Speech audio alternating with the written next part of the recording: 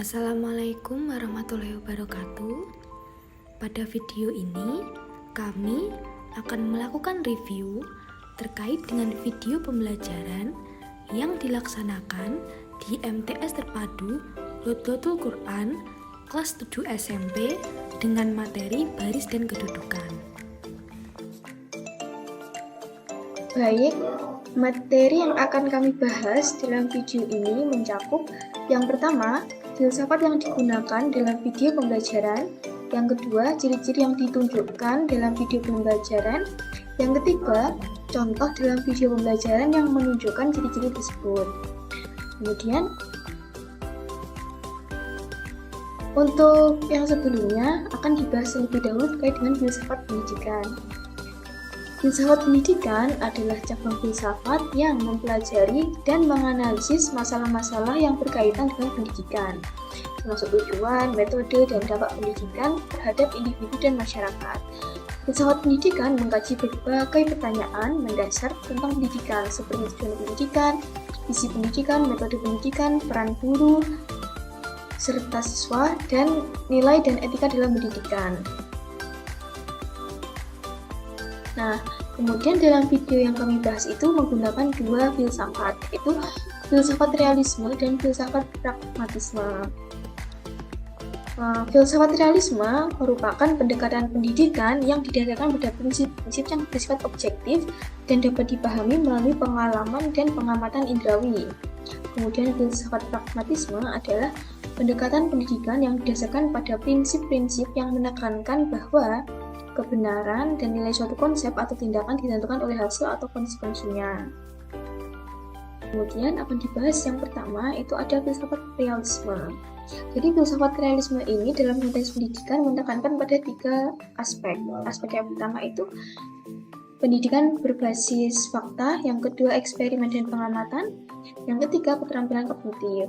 Nah, untuk pendidikan berbasis fakta, pengajaran itu harus didasarkan pada fakta dan realitas yang dapat diamati oleh siswa, bukan sekedar pendapat atau spekulasi saja.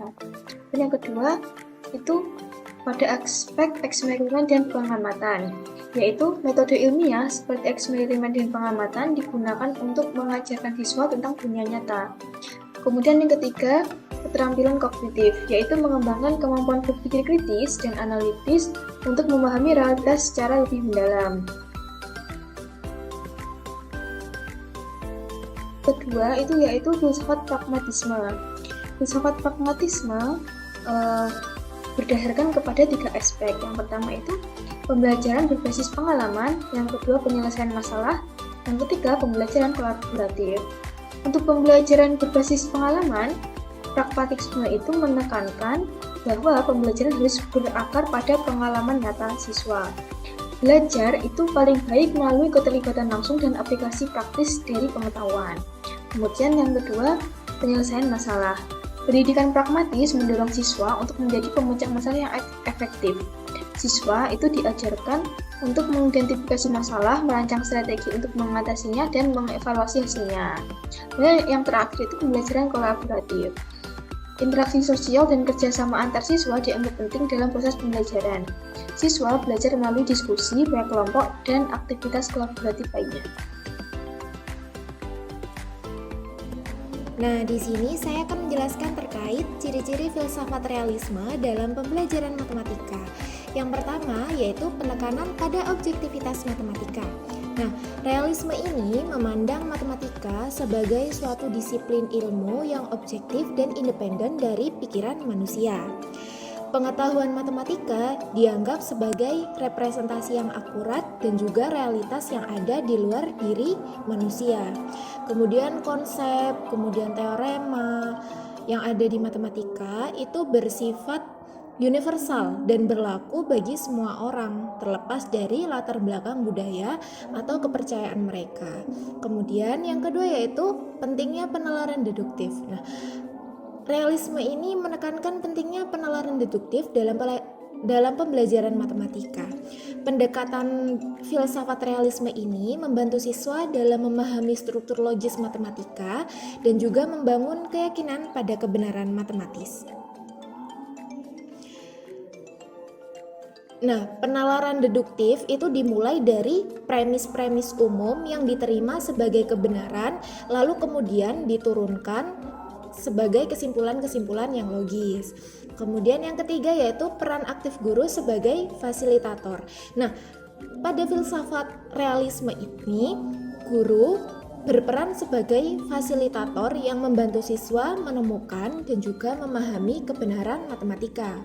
Guru itu tidak hanya memberikan informasi, tetapi juga mendorong untuk berpikir kritis dan membangun argumen mereka sendiri. Pembelajaran matematika difokuskan pada pengembangan kemampuan siswa untuk memecahkan masalah dan juga membuktikan teorema secara mandiri.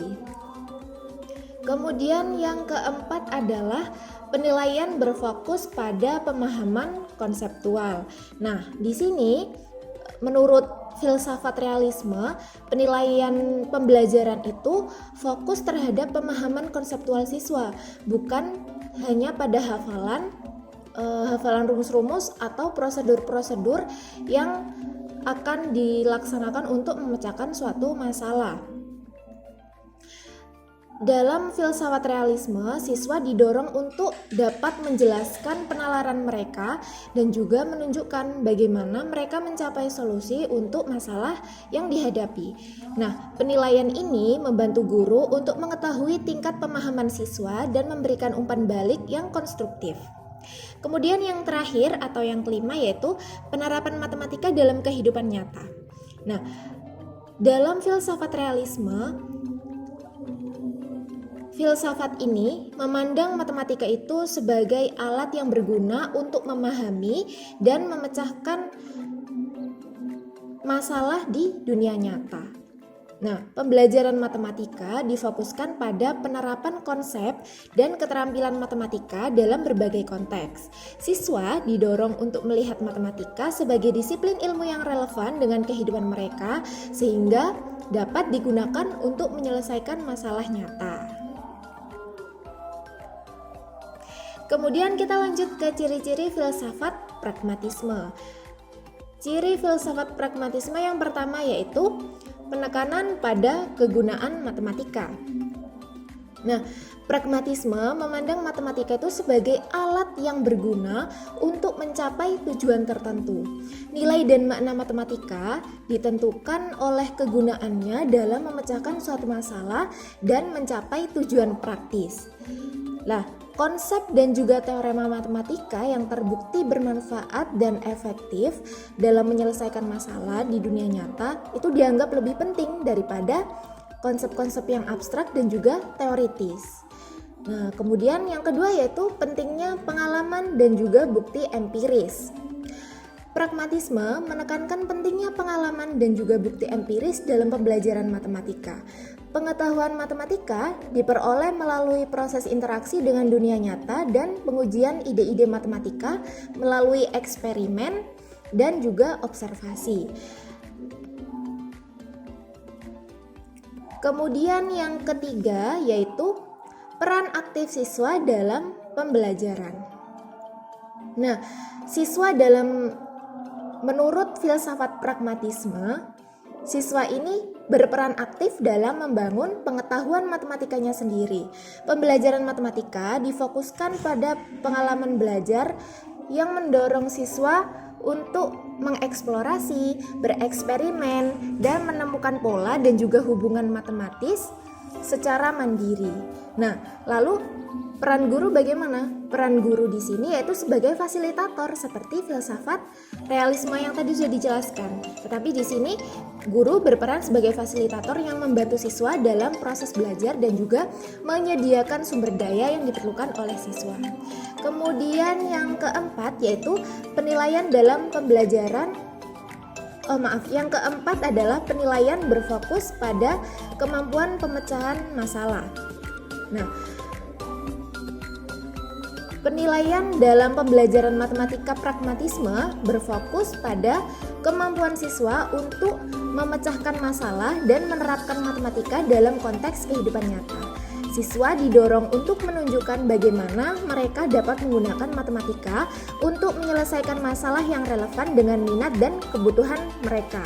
Nah, penilaian ini membantu guru untuk mengetahui seberapa besar atau mengetahui tingkat kemampuan siswa itu dalam menerapkan matematika dalam kehidupan yang nyata.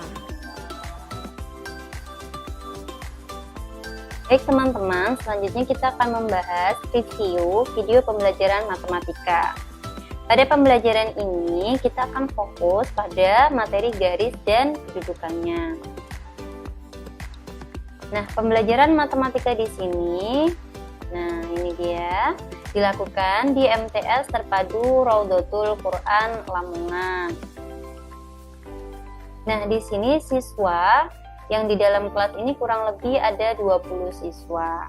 Kegiatan pendahuluan yang dilakukan oleh guru yaitu dengan mengucapkan salam, doa, kemudian apersepsi, dilanjutkan dengan motivasi dan juga speaking.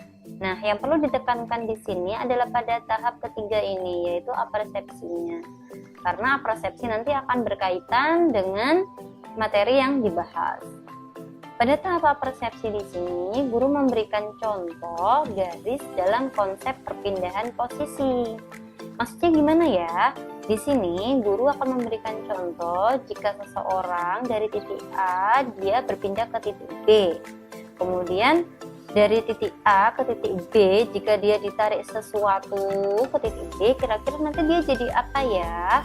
Nah, dari sini kemudian arahnya nanti adalah konsep yang dibentuk. Nah, dari sini karena di sini terdapat penekanan pada objektivitas matematika, maka filsafat yang digunakan adalah filsafat realisme pada tahap apersepsi.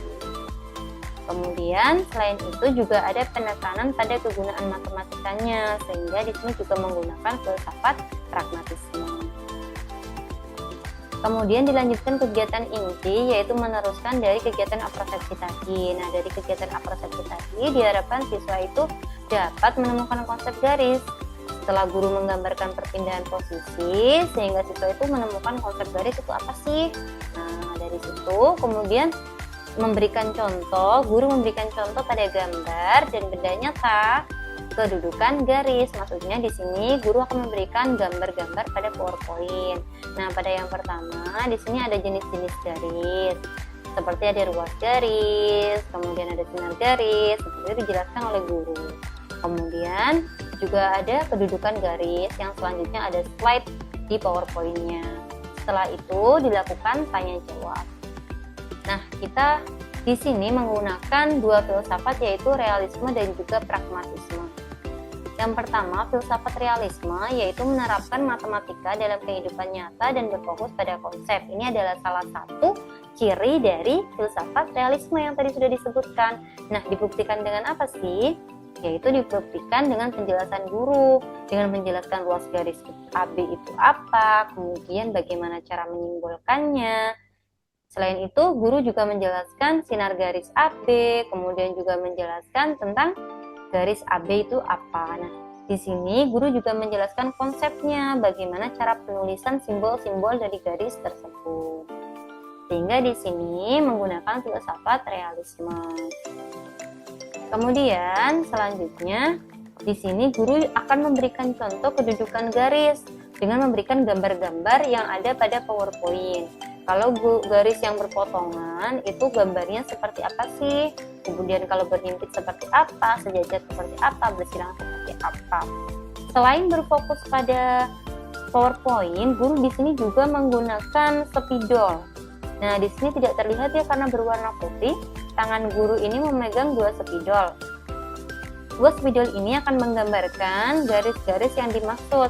Kalau misalkan dia sejajar, maka spidol ini akan mengarah yang searah. Bagaimana sih gambarnya yang sejajar seperti itu? Nah, di sini digambarkan oleh guru.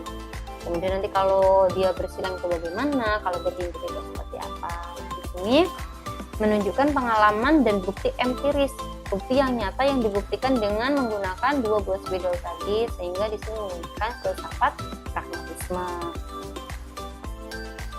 Baik, selanjutnya kemudian dilanjutkan dengan penugasan, yaitu di sini guru memberikan tugas kepada siswa, yaitu meminta agar siswa itu menempelkan lidi ke gambar yang diberikan dan menentukan kedudukan garisnya. Selain itu juga guru akan bertanya, manakah yang disebut ruas garis, manakah juga yang disebut sebagai sinar garis jika ada. Nah, di sini karena siswa akan berperan aktif, maka di sini filsafat yang digunakan adalah filsafat pragmatisme. Nah, penugasan tersebut dilakukan secara berkelompok seperti yang tadi dikatakan, semua siswa terlibat dan di sini guru sebagai fasilitator jika siswa mengalami kesulitan, sehingga siswa akan tetap menyelesaikan pemecahan masalah dengan baik. Nah, dengan hal ini karena adanya peran aktif guru sebagai fasilitator yang termasuk ciri-ciri filsafat realisme. Jadi filsafat yang digunakan adalah filsafat realisme. Selain itu, juga terdapat fokus pada pemecahan masalahnya sehingga di sini juga menggunakan filsafat pragmatisme. Setelah itu dilanjutkan dengan presentasi, yaitu perwakilan kelompok akan menjelaskan hasil kerja kelompoknya dan juga di sini akan ditanya-tanya oleh kelompok yang lainnya. Sehingga di sini akan sangat butuh kolaborasi antara siswa yang ada di depan kelas. Jadi di sini menggunakan filsafat pragmatisme. Kemudian dengan ini dilanjutkan dengan kegiatan penutup, yaitu memberikan apresiasi pada siswa yang maju. Kemudian guru mengajak siswa untuk menyimpulkan pembelajaran pada hari tersebut. Kemudian dilanjutkan refleksi, mengingatkan pembelajaran yang selanjutnya yang akan dipelajari di pertemuan selanjutnya. Kemudian menyampaikan doa dan harapan untuk siswa dan diakhiri dengan salam.